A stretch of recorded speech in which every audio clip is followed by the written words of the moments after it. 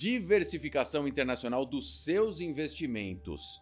Como fazer isso? A resposta está neste programa. Eu converso a partir de agora com dois especialistas do Banco Safra, a Ju Morato e o Danilo Berbert. Acertei seu sobrenome dessa vez, né? Sim. Tudo bem, gente? Bem-vindos. Tudo ótimo. Agradeço o convite. Tudo ótimo, prazer estar aqui. A gente que agradece. Vamos começar, Danilo, eu começo contigo, só para a gente contextualizar, né? A gente teve dias turbulentos no mercado, né? A gente viu bolsas na Ásia derretendo, enfim, mudou um pouco o contexto econômico. E eu queria te ouvir, considerando esses últimos eventos, como eles têm impactado aí os investimentos de curto prazo e também de longo prazo. Perfeito, Poli.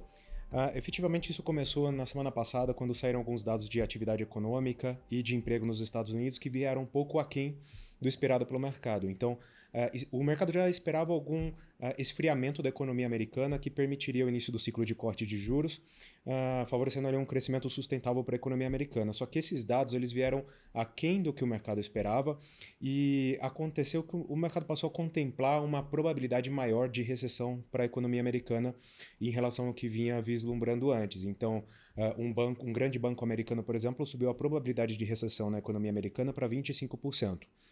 Na nossa visão, essa probabilidade é menor do que isso, tá? Então a gente está menos preocupado do que o mercado tem sido nesses últimos dias. Mas qual é o efeito prático disso, né?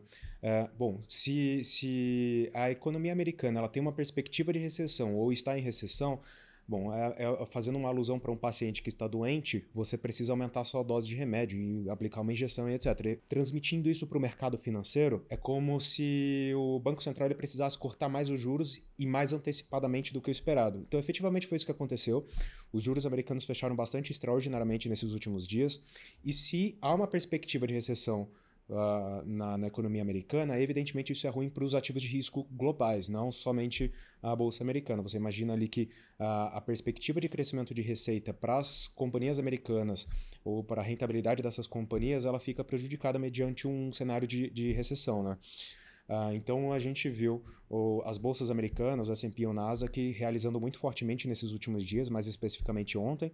E aí teve um fator técnico também, que posições sobrealocadas pelos investidores globais e fundos globais, elas foram desmontadas. Isso aí meio que levou a um grande desmonte e prejudicou outros ativos além da bolsa americana. Por exemplo, a bolsa japonesa que caiu bastante fortemente ontem, tá?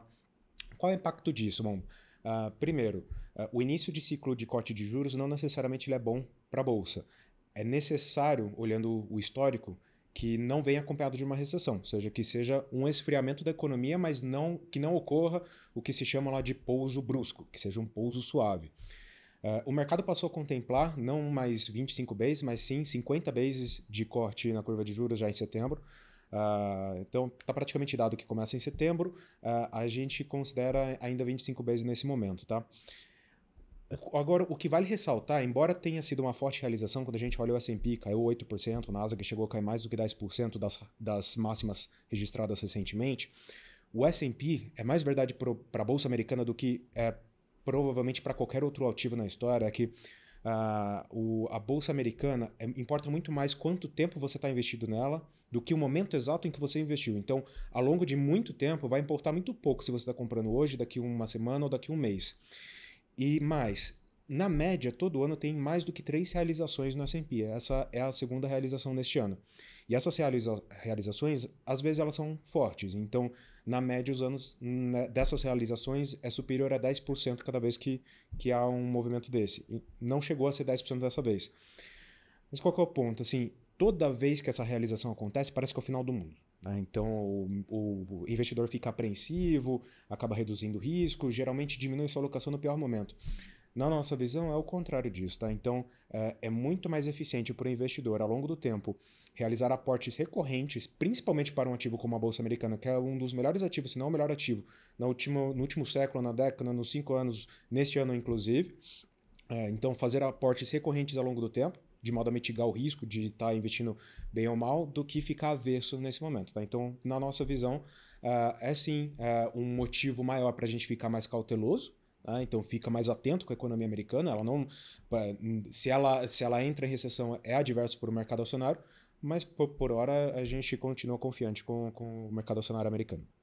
Agora, dado todo esse contexto que você muito bem desenhou, quando a gente fala em previdência, qual que é o produto recomendado para investimentos em bolsas internacionais?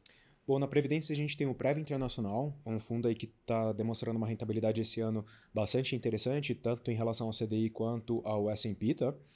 O Prev Internacional ele tem uma posição em dólar que orbita em 25% e aí permite uma defesa, uma diversificação para o portfólio do cliente. Então, qualquer coisa adversa que esteja acontecendo no cenário doméstico aqui no Brasil, o cliente ele fica protegido com essa posição em torno de 25% no dólar do Prev Internacional. Ademais, esse fundo provê uma exposição a empresas e listadas em bolsas globais, principalmente a bolsa americana, mas não somente a bolsa americana, temos também posições indiretas na bolsa japonesa, coreana, europeia, dentre outros países mais desenvolvidos. E o fundo também contempla posições em empresas latino-americanas líderes em seus segmentos, são os pesos globais, pesos pesados regionais, por exemplo, a Mercado Livre e Nubank, tá? Nós também selecionamos algumas companhias específicas e nossa preferência é pela temática de inteligência artificial. Então, essa é uma temática que tem vindo com muita força nos últimos 18 meses, desde o surgimento do ChatGPT. Na minha visão particular, essa tecnologia ela vai se demonstrar tão transformacional ou mais do que a eletricidade, o motor elétrico, a internet, o computador, o telefone celular, etc.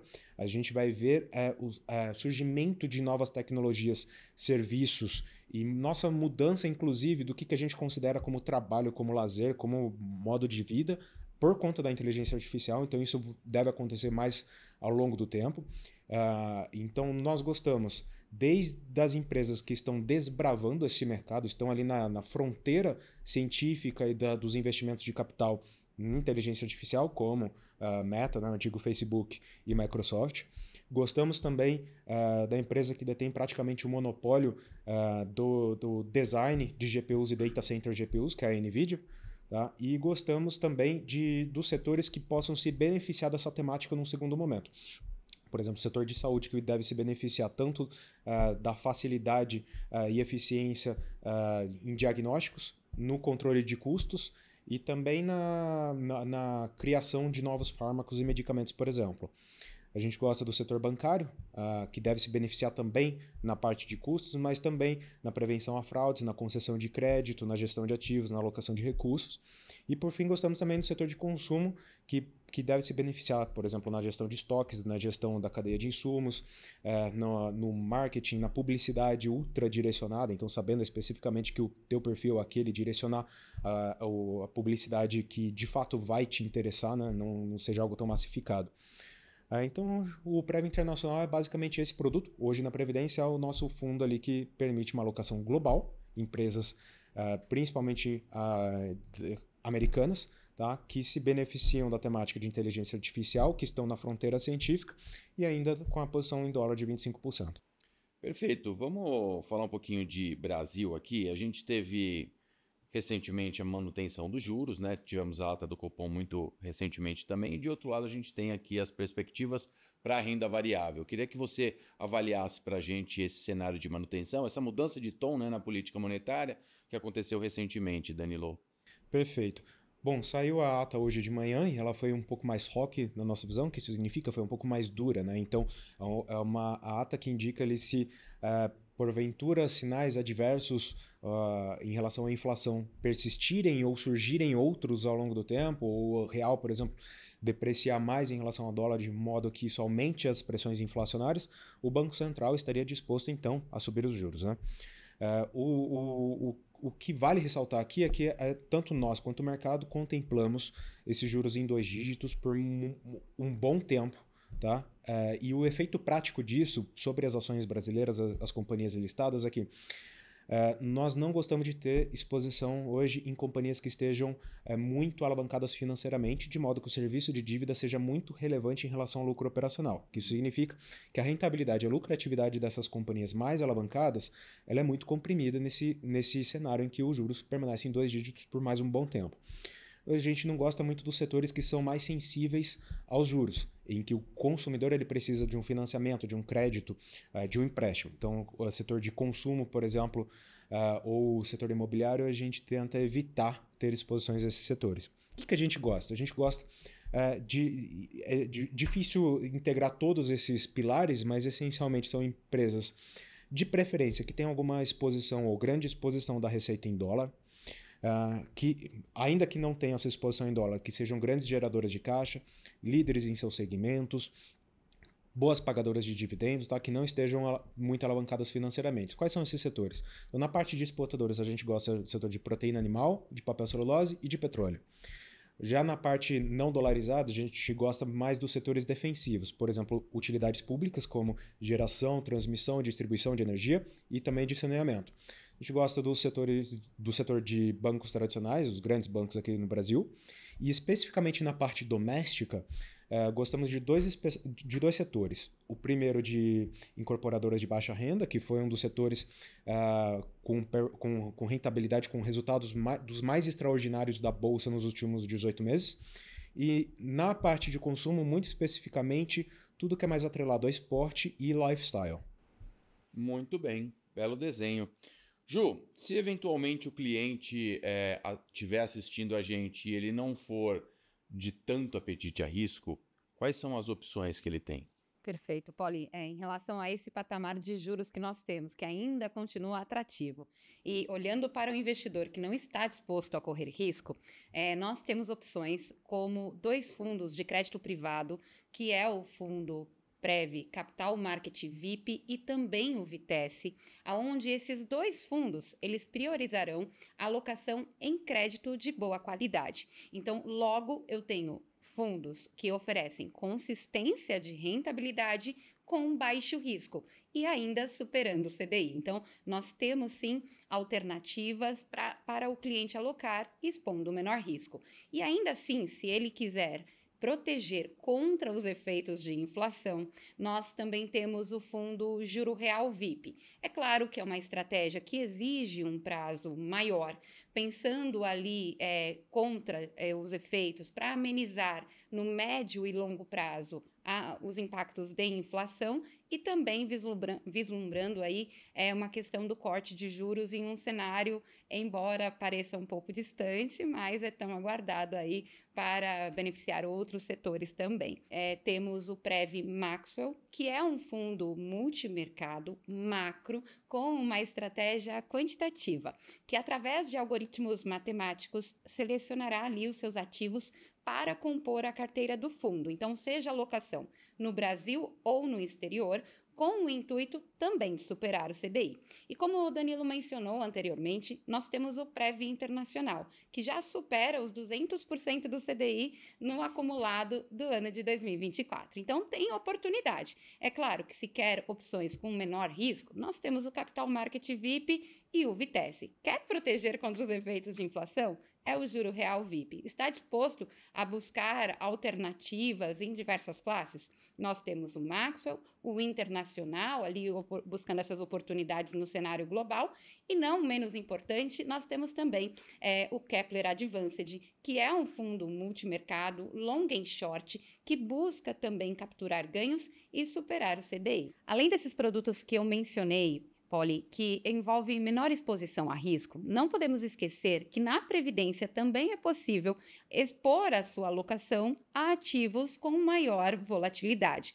Nós temos fundos de ações na Previdência também, como o Prev Ações, o Prev Long Bias e o Newton, estratégias que exigem uma maior tolerância ao risco, mas também conferem maior potencial de rentabilidade. Agora, Ju, tem uma questão que é bem importante, até para a gente encerrar o nosso bate-papo aqui, que é a portabilidade de previdência, né? Que muita gente desconhece. Queria que você explicasse para a gente. Pouco se fala sobre isso, mas, Poli, é a possibilidade do cliente que está nos assistindo transferir os seus recursos de outra instituição para cá. Então, além de ser um prazer receber os recursos dos nossos clientes, é possível transferir uma previdência desde que tenha as mesmas condições, tipo de plano. Então, hoje a Previdência, ela dispõe de 2 modalidades. O PGBL, que é Plano Gerador de Benefício Livre, e o VGBL, que é Vida Gerador de Benefício Livre. Então, desde que as condições sejam idênticas, tanto no plano quanto no regime tributário, é possível transferir para nós sem grandes impactos e buscar as melhores estratégias. Perfeito. Juliana, Danilo, obrigado. Uma aula aqui. Voltem sempre. Obrigada. Obrigado. Tchau, tchau. Tchau, tchau. Valeu, gente. Até a próxima. Tchau, tchau.